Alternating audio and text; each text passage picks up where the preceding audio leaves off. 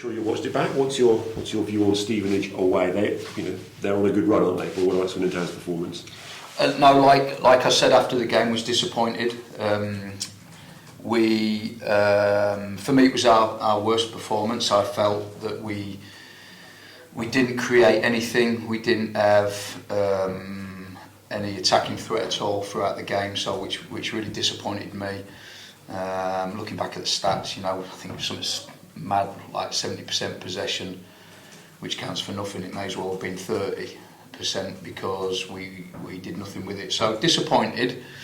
I felt that their goal rocked us a little bit in the first kind of 11 minutes, and we became rushed. We felt that we became rushed in the final third. We had no composure in the final third, so which was disappointing, but it happens.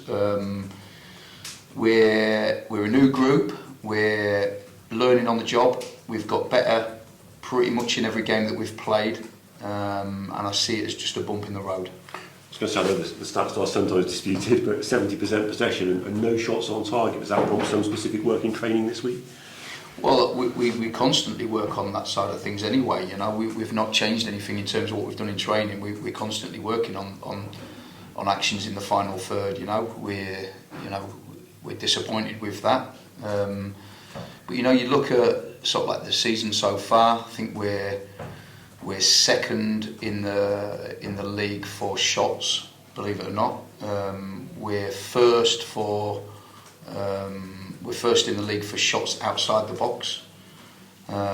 So we have an attacking threat, and we're probably about where we should be in terms of goals scored. I think if you look at the table, we're 10th for goals scored, which we're 10th in the league, which is normally about right. So, of course, if we score more goals, we'll kind of move up the table, which we want to do.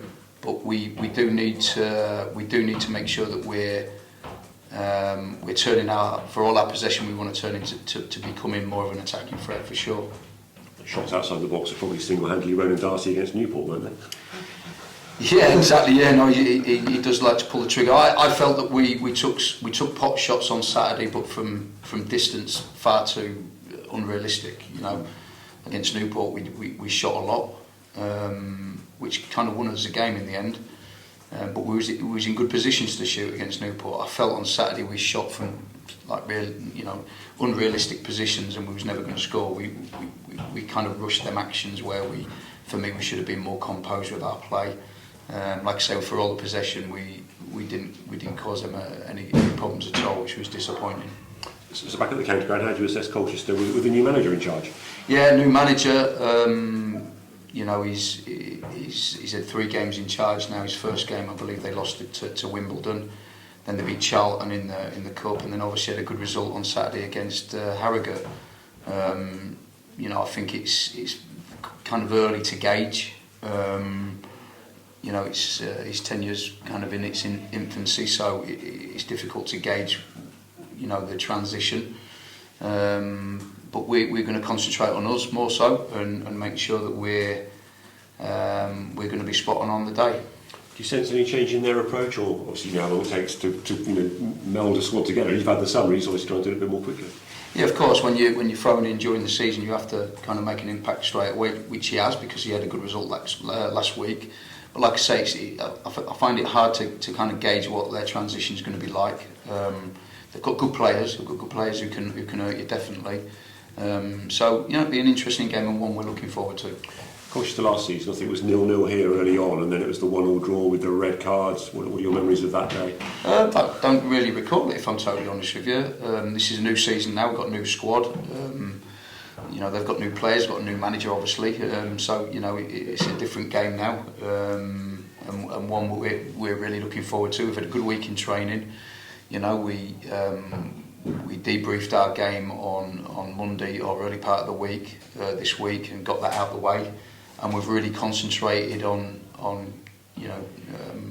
working hard in training towards this game with the attitude and the atmosphere around the place. Believe it or not, it's been really good. I think normally after a win the atmosphere is good, but I've been really surprised at the atmosphere after a loss, which is good for the group, that we've been really positive, so really pleased with that.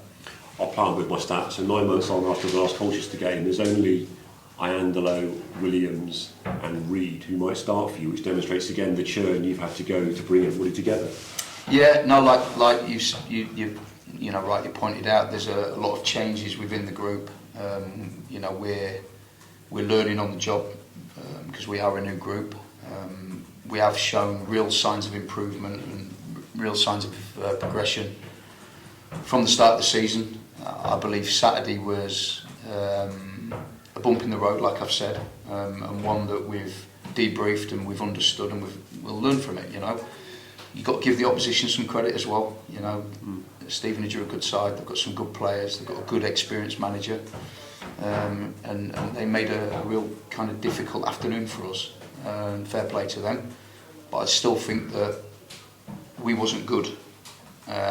You know, and we need to be better, and the lads know that. You know, the staff know that, and you know, and we want to put it right quickly. Fitness questions. How are Johnny Williams and Jacob Wakeling after coming off? Yeah, they've had kind of off-feet sessions early part of the week. Both trained today, so they're good to go for the weekend. Angus MacDonald? Yeah, so Angus MacDonald is he's had his meeting with the consultant. Now the plan's going to be now for probably 2 or 3 weeks to settle down. There'll be an injection,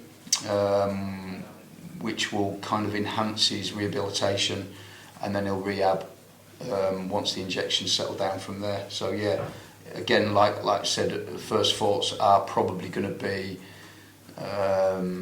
between 8 and 12 weeks. I know it's kind of like a rough guide, but that will be probably around that, or maybe somewhere in between. So it's kind of Christmas-ish, isn't it, and the busier schedule? Yeah, it'll be around that time when he'll be back, kind of out on the pitch, back with us. But knowing my medical staff, knowing Angus as well, knowing what a good pro he is, you know, we're hopeful that it'll be sooner than that. What about Tony Adloy? Yeah, Tommy's back in full training now. You know, he's trained really well this last week. So yeah, he's back in contention. So that's another potential striking option and potential game changer. Yeah, another one. He probably needs minutes before I consider. If I'm totally honest with you, I think that obviously we've got the Bristol game next week, which he can be included in.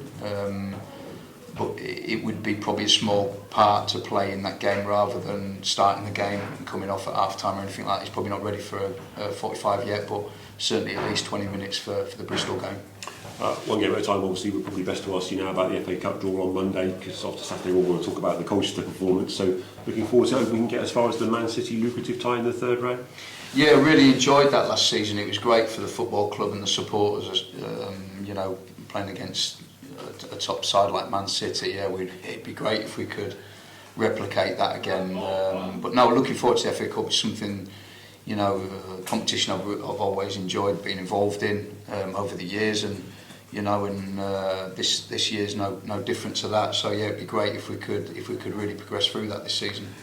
Kind of housekeeping question. Oscar Massey back from Hungerford. Where are you with the loans? Monitoring their performance, the youngsters? Yeah, we've monitored all of them.